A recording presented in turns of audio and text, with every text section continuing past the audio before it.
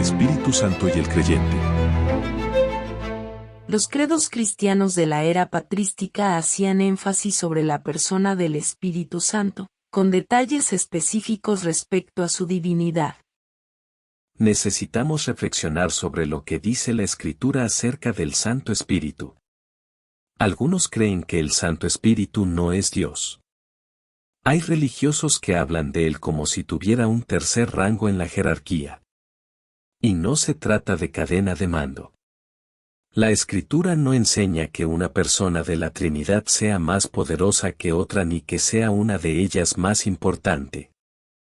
¿Será por culpa de esos malos conceptos que no conocemos ni sentimos el trabajo que hace el Espíritu Santo? Definitivamente que es uno de los factores. En muchas de nuestras iglesias casi ni se menciona, a diferencia de los cristianos primitivos. Solamente se dice, tengo al Espíritu Santo, pero nada más. A partir de los escritos de los reformadores protestantes comenzó a conferírsele mayor atención a la obra del Espíritu Santo, y continuó en el período moderno. Pero volvamos al texto bíblico. En el Antiguo Testamento, el otorgamiento del Espíritu de Dios se limitaba a unos pocos elegidos entre el pueblo del pacto, y durante un corto periodo de tiempo. Durante esa misma época, el profeta Joel anunció un derramamiento más general. Joel 3. Después de esto yo derramaré mi espíritu sobre todo mortal, y profetizarán vuestros hijos y vuestras hijas, vuestros ancianos tendrán sueños, vuestros jóvenes verán visiones. Y hasta sobre siervos y siervas derramaré mi espíritu en aquellos días. Y realizaré prodigios en el cielo y en la tierra, sangre, fuego y columnas de humo. El sol se convertirá en tinieblas y la luna en sangre, ante la llegada del día de Yahvé, grande y terrible. Y todos los que invoquen el nombre de Yahvé se salvarán, porque en el monte Sión y en Jerusalén sobrevivirá un resto, como ha dicho Yahvé, y entre los supervivientes estarán los que llame Yahvé. Se entiende por todo mortal, en el versículo 1, como todo el pueblo de Dios. El Espíritu Santo y el llegar a ser cristiano. Convicción por parte del Espíritu Santo en cuanto al pecado, la justicia y el juicio. Juan 16, 7 al 11. Os conviene que yo me vaya, porque, si no me voy, no vendrá a vosotros el Paráclito, pero si me voy, os lo enviaré, y cuando él venga, convencerá al mundo en lo referente al pecado, en lo referente a la justicia y en lo referente al juicio. En lo referente al pecado, porque no creen en mí, en lo referente a la justicia, porque me voy al Padre, y ya no me veréis, y en lo referente al juicio, porque el príncipe de este mundo ya está juzgado. 3 fases de una sola obra. La obra del Espíritu Santo, de convencimiento, debe unirse a la comprensión de que Satanás ha sido juzgado y condenado. No solamente los judíos fueron incrédulos, sino todos y de todas las épocas quienes necesitamos el convencimiento o convicción del Espíritu Santo. Renacimiento, regeneración, por parte del Espíritu Santo. Juan 3, 5, 6 y 8.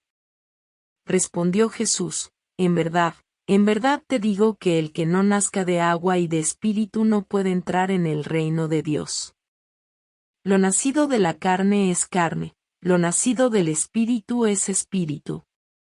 El viento sopla donde quiere, y oyes su rumor, pero no sabes de dónde viene ni a dónde va. Así es todo el que nace del espíritu. El versículo 5 plantea que nacido del agua parece referirse al bautismo. A menos que uno se bautice no podrá entrar en el reino de Dios.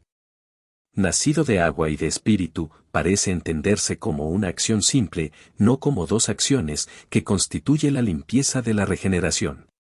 Tito 3:5, Él nos salvó, no por las obras de justicia que hubiésemos hecho nosotros, sino por su misericordia, mediante el baño de la regeneración y la renovación operada por el Espíritu Santo. El Nuevo Testamento atribuye claramente el nuevo nacimiento, o la regeneración, a la intervención directa del Espíritu Santo o, más generalmente, a Dios. Don, posesión, recepción del Espíritu Santo.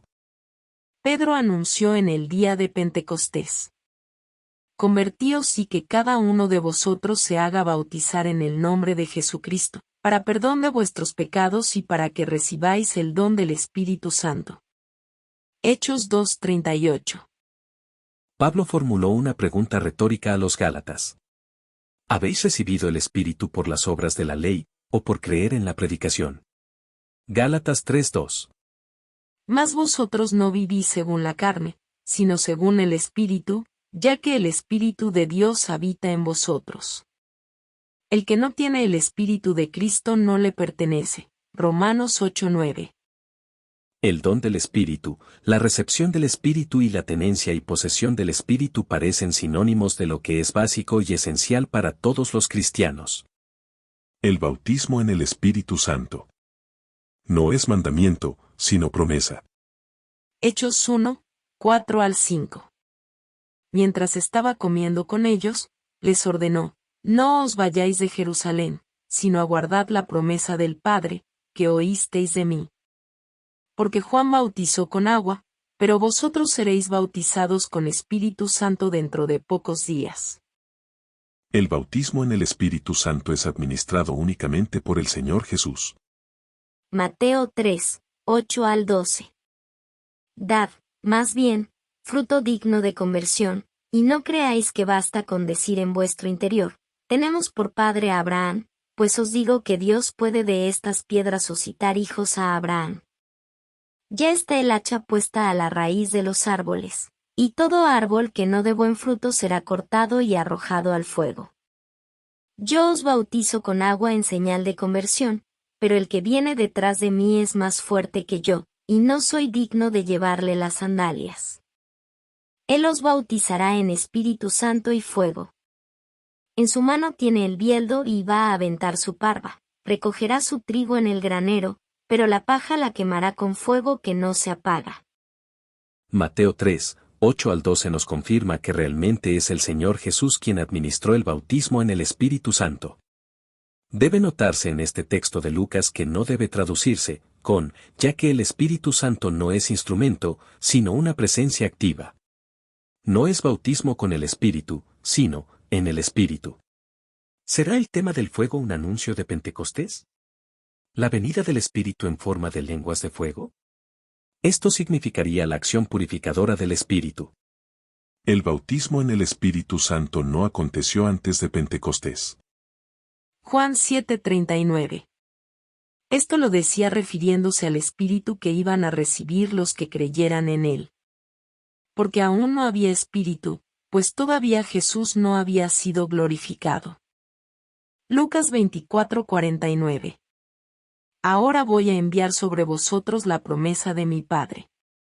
De momento permaneced en la ciudad, hasta que seáis revestidos de poder desde lo alto. El Espíritu Santo y su relación con el arrepentimiento y la fe. La ortodoxia calvinista enseñó que el arrepentimiento y la fe son dones de Dios para los elegidos. O sea, otorgados por el Espíritu Santo. ¿El que no recibe esos dones es libre de culpa? ¿Es lo que quieren decir algunos calvinistas?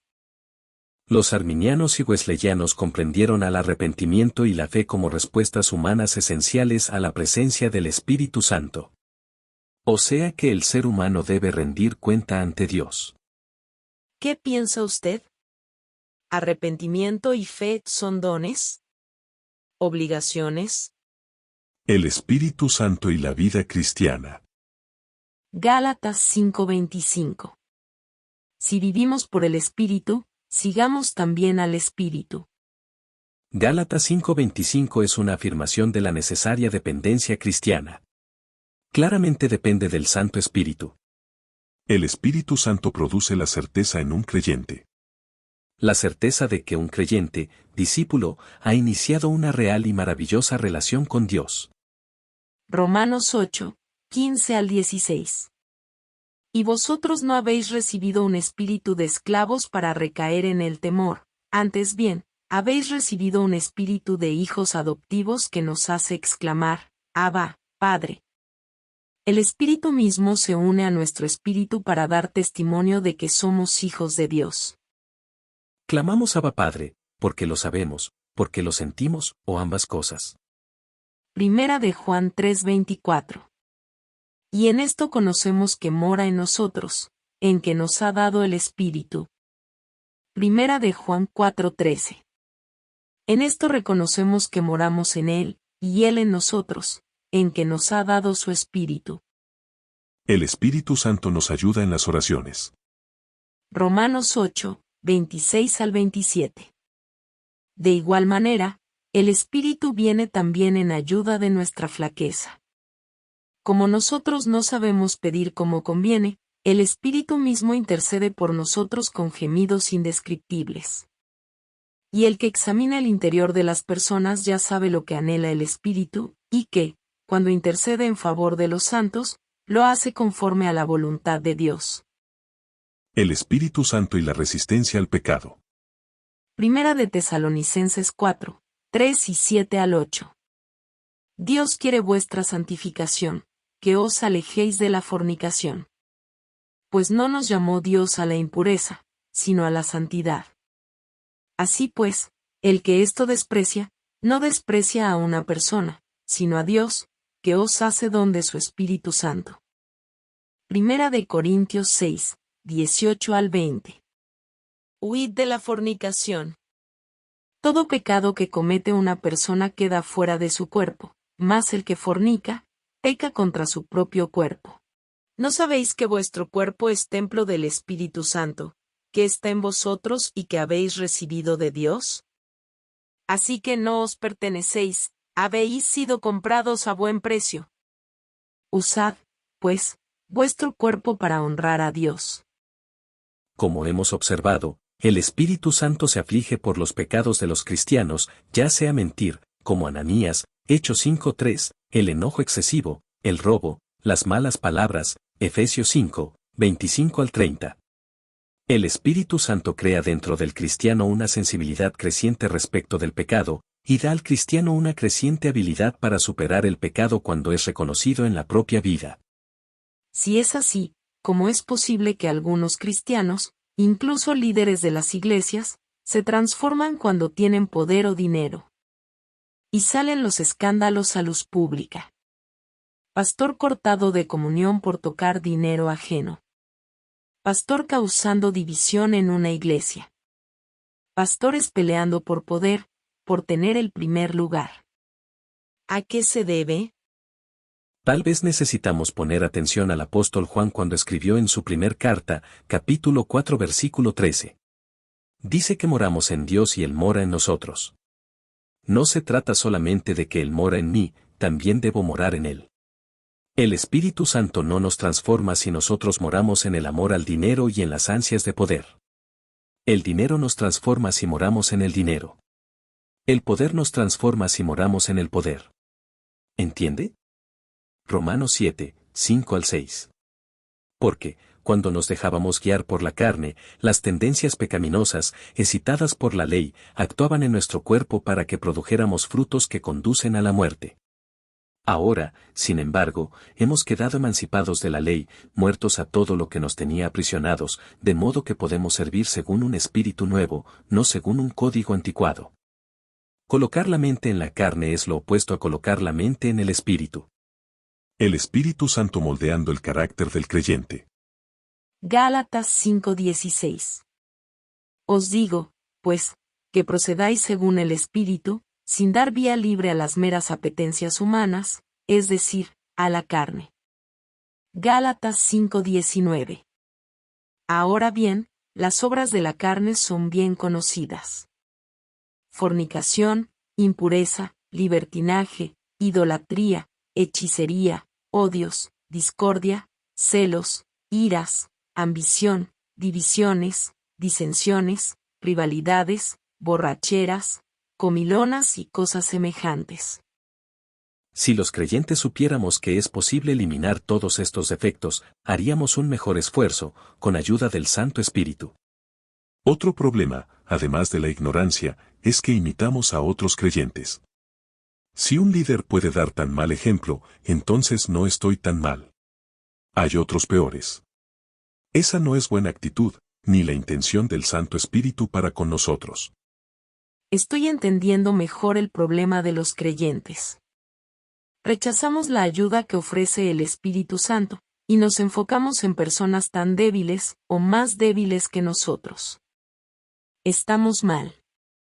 Según Pablo, caminar en el Espíritu no solamente significa ignorar los deseos de la carne, sino también producir frutos del Espíritu: amor, alegría, paz, paciencia, afabilidad, bondad, fidelidad, modestia, dominio de sí. Gálatas 5:22. Llenura de Espíritu Santo. Lucas 1:15 contrasta el consumo de licor con estar lleno de Espíritu Santo.